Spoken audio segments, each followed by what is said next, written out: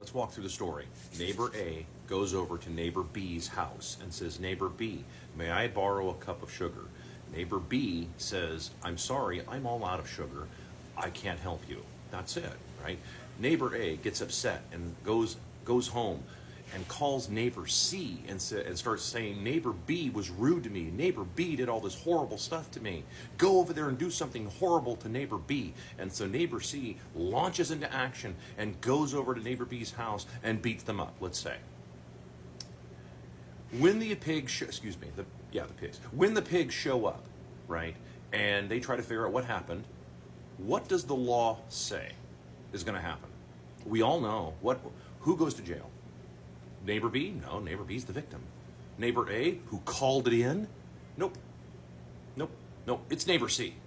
Neighbor C is the one who actually committed the actual crime, right?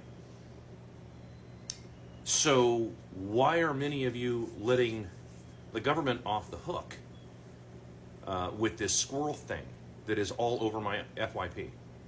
That is all over the internet, and it's still raging on like day 3 now. And I'm not upset about this. I'm watching this pivot that's happening. I did previous videos on it, but I'm watching this pivot happen with people where they're letting the government off the hook. They're like, oh well, they're just following orders and everything.